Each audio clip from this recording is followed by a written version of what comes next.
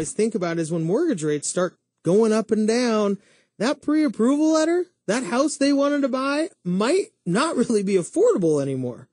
Well, it's interesting. We're talking to Clinton Dorn about just the that happened seemed to be overnight, this huge wave of buyers coming into the market and lack of inventory.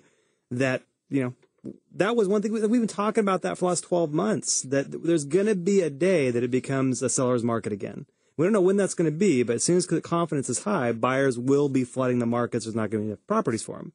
But it seems to me the next wave that's going to hit is interest rates are still at all-time lows. I don't think people really understand really what interest rates being this low means to the affordability and their, what they can buy with an interest rate of 4.5 or 4.25 as opposed to 6.25. It's a big deal.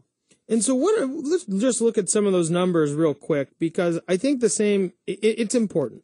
People who aren't in communication with their clients, similar to the way the Mariners were not in communication with their fans, right, are really in for a surprise when they go to buy a house, as the fans were when they tried to get a beer. I mean, all of a sudden, it's kind of an unreachable goal. Yeah, it's crazy. And we're meeting with buyers today who are like, I want to buy a 250, in and around Bellevue and Kirkland. And like, well, it doesn't really work like that these days. And, let's look at interest rates for a second. Historically, interest rates have been about, 7 to 10% if you took average of the 30-year fix for the last 60 years.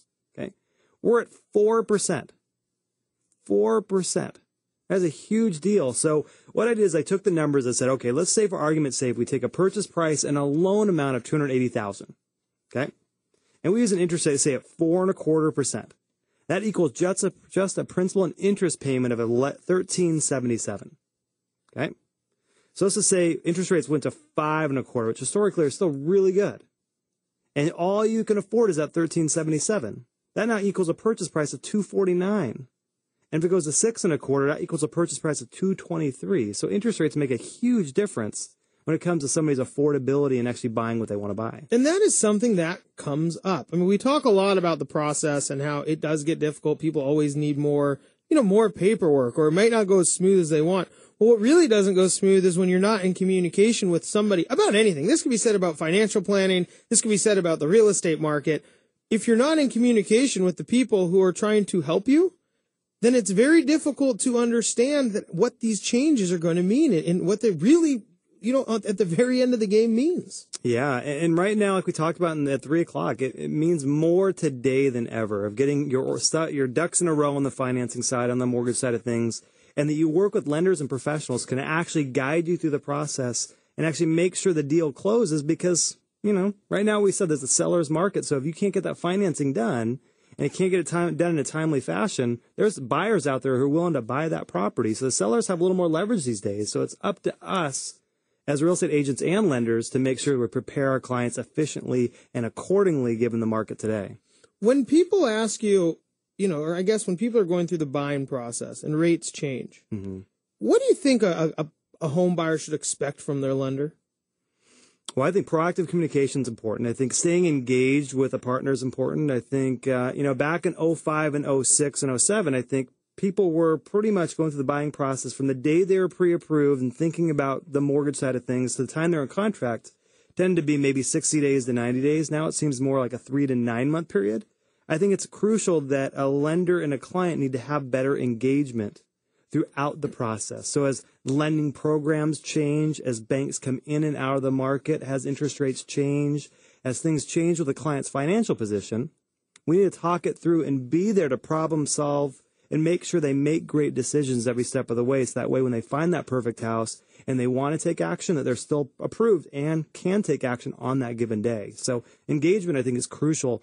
And I think that's the responsibility of the professional. But to be honest, it's a responsibility of the client as well to assure that they have a great experience. That is key. I think a lot of people have very high expectations of professionals, whether it's in real estate or finance, insurance, mortgage, and I think they should. But I think there's some element, I don't know when it happened, when people stopped taking responsibility for themselves throughout the whole situation. We have a couple guys who I'm sure can talk about that in a little bit, but you put together a plan and then people don't go forth with the plan. They just think because they made a plan, it's going to execute itself. And I think the same thing could be said in buying a house. You get pre-approved for something. Well, we went out and bought a new car. Oh, well, you changed the plan and you didn't tell me. And this is not going to help us accomplish what you said you originally wanted to. Yeah. And I think we talked a little bit about during the break, as a consumer, sometimes I think we all need to step back and say, okay, what can I do as a consumer to make this process better for myself? What questions should I be asking that maybe I haven't asked you so far? And, like you're saying, take ownership of your situation, take control of it to assure that you have that great experience, and actually that any problems that could arise, that you work with your professional on day one to address those issues to assure that you get through it okay. Well, Ryan, we have to go to break, but I think it was actually said really well before, and you had said it, is if somebody's going to tell you everything's going to be perfect, right? Mm-hmm. It's not right? And you say, you should ask, what are all the things that are going to go wrong? I mean, that's actually what a client should be asking. Mm-hmm. What are all the things that are going to go wrong or could go wrong? Set themselves up to start dealing with that, in the first place, and it could be a lot more successful. Absolutely. Well, Ryan, thanks so much for joining us. When we come back, financial planning is kind of the same thing. You have a plan, but guess what? You also have to execute it. Charles McDonald and Scott Balsam are going to join us. We're going to discuss a little bit about buying and planning and making sure that you have the highest probability of success when reaching your financial plan. My name is Ben Brashen. You're listening to Brashenomics.